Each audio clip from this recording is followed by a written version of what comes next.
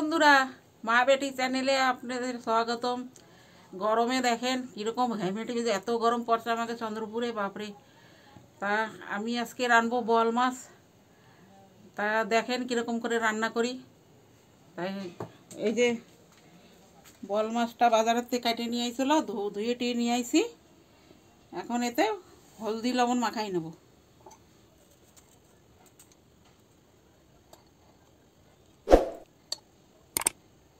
সরষের তেল দেবো না বাবা, ফুটে যা বোয়াল মাছ। আমি তো বোয়াল মাছ ভাজা বসাই দিয়ে দূরে সরে যাই। এরম ফোটা ফোটা যেন মনে হচ্ছে চোখ টোক কাটা না হয়ে চোখ মুখ। মানে আমারও ভিডিও নিয়ে দূরে দূরে ধরুন। হ্যাঁ, বহুত ফোটে। ওই বিনা আষ্টের মাছ তো এরকম ফোটে, আমি ভাজতে গেলে তো বহুতই ফোটে। সরষের তেল বেশি করে একটু সরষের তেল দিচ্ছি যাতে না ফোটে। বোয়াল মাছ তো বোয়াল মাছ, ট্যাংরা মাছ, পাবদা মাছ এইসব তো তেলও দেশও কি সরে যাওয়া লাগবে, নয়তো ঢেকে আমি তো ঢেকে দিই থাল দিয়ে। ঢাকিয়ে দিও, নয়তো আমার কিন্তু ভেঙে দেওয়া লাগবে। বন্ধুরা, তেলটা গরম হয়ে গেছে ভালো করে। এখন আমি এই যে মাছ করে ভেজে নেব। দেখবেন কিরকম ফোটা ফোটেই মাছ।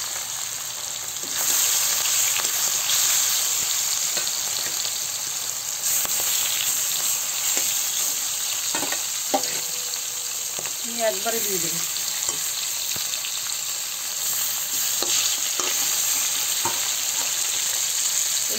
একবারে সব মাছটা দিয়ে দেবো। তেল একটু বেশি করে দিচ্ছি না, বেশি করে তেল দিচ্ছি না, এই জন্য ফোটে না। আমার তো যা ফোটে তেলে দিয়ে, আমি তো তেলে ভেজে দিই। এরকম ফোটে মনে হয় ফোটেই যাবে। এই যে মাছ ভাজা অবধি একটু আদা আর জিরা পিসাই নেবো, আর একটু আলাদা করে পেঁয়াজ পিসাই নেবো। এই যে পেঁয়াজটা পিসাই নিয়েছি, পেঁয়াজের পেস্টটা বানিয়ে নিয়েছি, আর এই যে আদা জিরে পিসাই নিয়েছি। তখন এই মাছটা একবার পাল্টাই দেবো।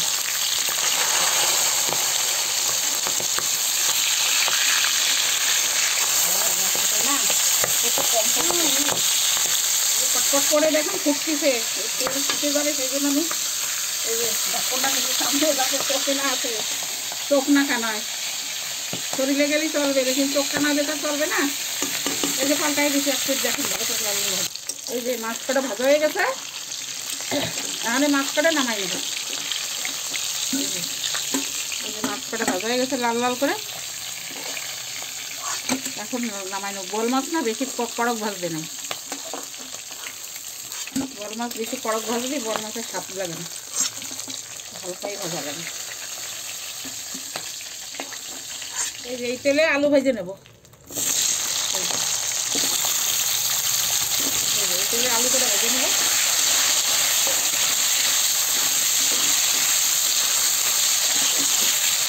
এই যে একটু লবণ দিয়ে দেবো আলু ভাজা। আলু করে লাল লাল করে ভেজে নেব। এই যে আলু কটা লাল লাল করে ভাজা হয়ে গেছে, এখন আমি নামাই নেব। লাল লাল করে ভাজা হয়ে গেছে আলু কটা। এই যে তেল গরম হয়ে গেছে, এই যে তেজপাতা আর গোটা জিরা দিয়ে দেবো।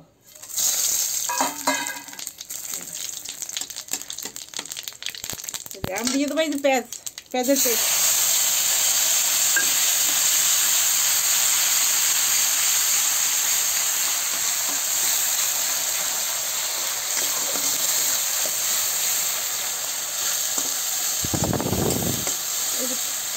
এই যে পেস্টটা ভাজা হয়ে গেছে, এখন আদা জিরা দিয়ে দেবো, আদা জিরার পেস্ট। এই যে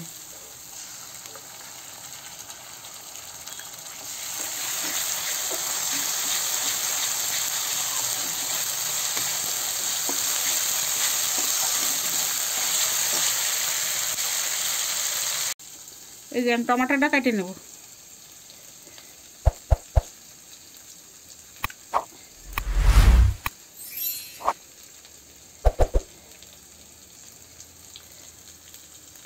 টমাটোটা কুচি কুচি করে কেটে নিলাম।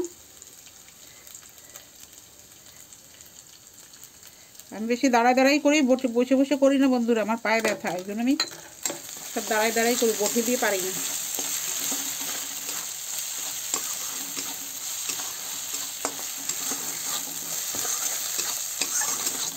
এই যে দেখেন, এই যে ভাজা হয়ে গেছে, এই যে কালারটা কত সুন্দর আইছে। এখন আমি এতে দেবো এই যে দিয়ে দেবো হলদি, এই যে মির্চি পাউডার, আর দিয়ে দেবো লবণ, আর দিয়ে দেবো টমাটার। এখন আমি ভালো করে একটু ভেজে নেব।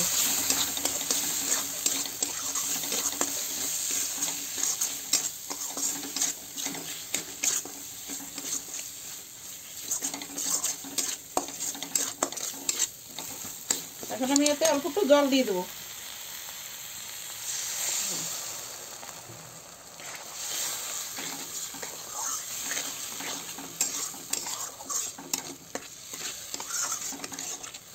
এই যে মশলাটা ভাজা হয়ে গেছে, এই দেখেন তেল ছেড়ে দিয়েছে। এখন আমি আলু কাটা দেবো, আলু দিয়ে আর একটু কষাই নেবো। যে আলু ভাজা কাটা দিয়ে দেবো,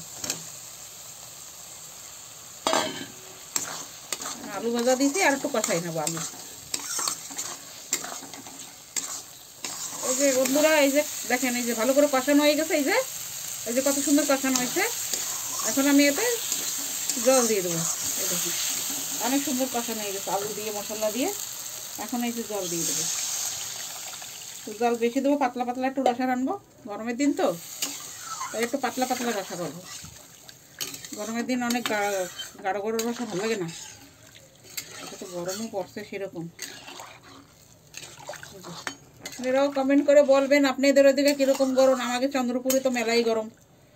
গরমে তো বর্ষা হয় একটু, যে সময় সেই সময় একটু ঠান্ডা লাগে, বাস তারপরে আবার গরম, মরণ গরম। মরণ গরম। এই যে বন্ধুরা, এই যে রসাটা ফুটে গেছে, মাছ দিয়ে আর একটু ফুটাই নেবো। মাছ দিয়ে একটু ফুটাইয়ে মাছ কাটা সব দিয়ে দেবো।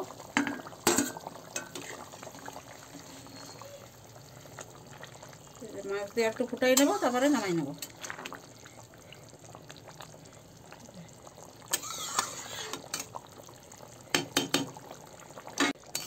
এই যে মাছের ঝোল হয়ে গেছে বন্ধুরা, এই দেখেন আলু টলু গলে গেছে।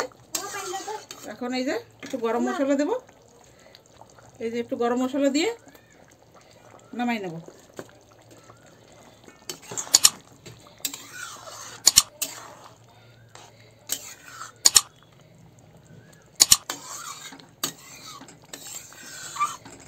এই যে মাছের রসা হয়ে গেছে, এখন এই যে ঢেলে নেব। এই যে বল মাছের ঝোল রান্না করছি বন্ধুরা। বলবেন আপনারা রান্নাটা কীরকম হয়েছে। আপনারা এরকম রান্না করে খাবেন, তারপরে বলবেন, কমেন্ট করবেন।